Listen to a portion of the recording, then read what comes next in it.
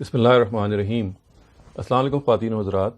افکار امین حسن اصلاحی کے سلسلے میں آج ہم سورہ بروج جو قرآن مجید کی 85 یا 85 نمبر سورہ ہے، اس میں اصحاب الاخدود کے پہلو سے استاذ کی رائے معلوم کریں گے۔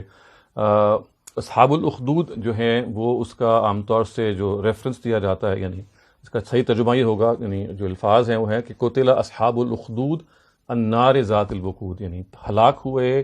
ایندھن بھری آگ کی گھاٹی والے، ہلاک ہوئے ایندھن بھری آگ کی گھاٹی والے۔ تو یہ کون ہیں جو ہلاک ہوئے اور جو ایندھن بھری گھاٹی میں ڈالے جائیں گے؟ اس کے بارے میں ہمارے مفسرین عام طور سے یہ بیان کرتے ہیں کہ یمن کے ایک بادشاہ تھے جو یہودی ہو گئے تھے، انہوں نے نجران جو کہ جنوبی عرب میں ہیں وہاں پہ زبردستی حملہ کر کے کوشش کی کہ وہاں کے عیسائیوں کو پرسیکیوٹ کیا جائے، ان کو نشانہ بنایا جائے اور ان کو یہودیت قبول کرنے کی دعوت دی جائے۔ اور جب انہوں نے انکار کیا تو یہ کہا جاتا ہے کہ انہوں نے ان کو آگ میں ڈالا، اور آگ میں ڈالنے کے نتیجے میں ظاہر ہے کہ ایک بہت گھناؤنا واقعہ پیش آیا۔ یہ ہے وہ پس منظر جو ہمارے مفسرین بیان کرتے ہیں عبداللہ ابن عباس کی روایت کی روشنی میں۔ خواتین حضرات، استاذ امین حسن اصلاحی اس شان نزول سے اختلاف کرتے ہیں، اور وہ یہ کہتے ہیں کہ سب سے پہلی بات تو یہ ہے کہ اس سورہ کے مخاطبین قریش ہیں، ان کے لیے کوئی ایسا واقعہ جو کہ ایک مجہول بادشاہ کا ہو اور جس طرح کا پیش آیا ہے وہ کوئی دلیل نہیں بن سکتا۔ اور دوسری بات یہ ہے کہ یہاں پہ جس چیز کو مخاطب کیا گیا ہے اور جو چیز اصل میں بتائی جانے والی ہے وہ یہ ہے کہ قریش کے جو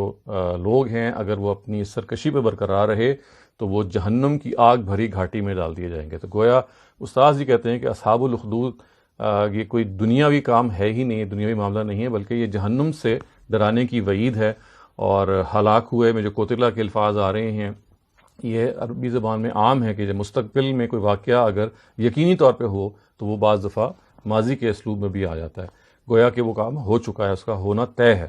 استاذ یہ کہتے ہیں کہ قریش کو اصل میں مخاطب کر کے یہ کہا جا رہا ہے کہ اگر آپ اپنی اس سرکشی سے باز نہ آئے، جانتے بوجھتے انکار سے باز نہ آئے تو آپ مارے جائیں گے، آپ بلکہ مارے گئے ہیں۔ قتل اصحاب الاخدود النار ذات الوقود، ایندھن بھری آگ کی گھاٹی والے مارے جائیں گے، گویا کہ ان قریش کو کہا جا رہا ہے۔ اذ ہم علیہا قعود، جب وہ بیٹھیں گے، جب وہ اس پہ بیٹھیں گے، مطلب یہ ہے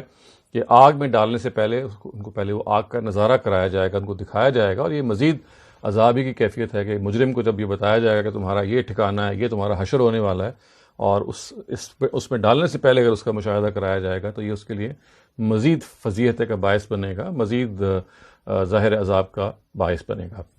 تو یہاں پہ بھی خواتین حضرات اسی پہلو کو ملحوظ رکھیے کہ استاذ امین حسن اصلاحی جس چیز پہ زور دیتے ہیں، اپنی جس اپروچ پہ زور دیتے ہیں، وہ یہ ہے کہ قرآن مجید کی سورہ کے اندر سے جو اس کی شان نزول ہے وہ ہم سمجھنے کی کوشش کریں گے۔ بیرون سے اگر کوئی واقعہ بیان ہو رہا ہے، وہ ایسا واقعہ ہے جس کو قرآن کا متن قبول نہیں کر رہا، تو اس کو ہم ہرگز قبول نہیں کریں گے۔ اس معاملے میں بھی انہوں نے یہ کہا ہے کہ یہ پورے کا پورا جو باب ہے یہ قریش کو مخاطب کر رہا ہے۔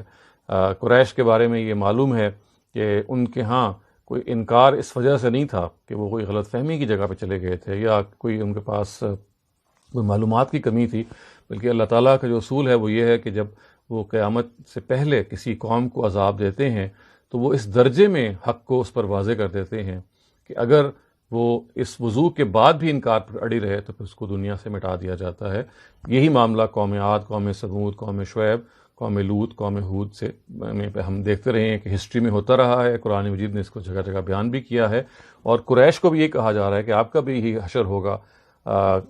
قیامت میں۔ ظاہر ہے دنیا میں بھی ان کا حشر یہ ہونا تھا، اس کی الگ جگہوں پہ ہمیں تفصیل ملتی ہے، لیکن یہ خاص طور سے اصحاب الاخدود کہہ کے، یعنی گھاٹی والوں کو کہہ کے، اور آگے النار ذات الوقود، یعنی ایسی گھاٹی جو آگ بھری ایندھن سے ہے، یعنی ایسے ایندھن جو آگ بھرا ہوگا اس گھاٹی کے اندر،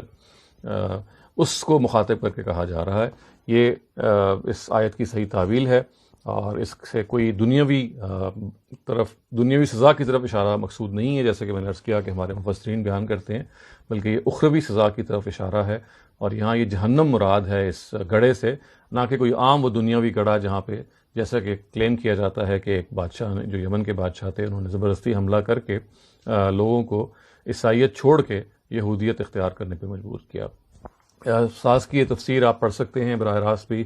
تدبر قرآن جو کی تفسیر ہے اس کی 9ویں اور آخری جلد میں سورہ بروج موجود ہے. ابتدائی آیات میں سے یہ آیتیں ہیں جو ہم نے ڈسکس کی. آپ سے گزارش ہوگی کہ آپ ضرور اس کو اٹھا کے دیکھیں. پیش نظر میرے مقصد یہ تھا کہ آپ کے سامنے یہ تفصیل آ جائے کہ کس طریقے سے ہمارے ہاں استاذ جب قرآن کو اپروچ کرتے ہیں تو قرآن کے داخل سے اس کے متن سے اس چیز کو برآمد کرتے ہیں کہ جو کہ سورہ کے نزول کا مقصد ہے یا جس چیز کے حوالے سے سورہ کسی چیز کو ریفر کر رہی ہے. اور روایت صرف اس صورت میں قبول کی جائے گی کہ اگر متن اس روایت کو قبول کرے گا. اقول قولی ھذا واستغفر اللہ لی ولکم ولسائر المسلمین والمسلمات.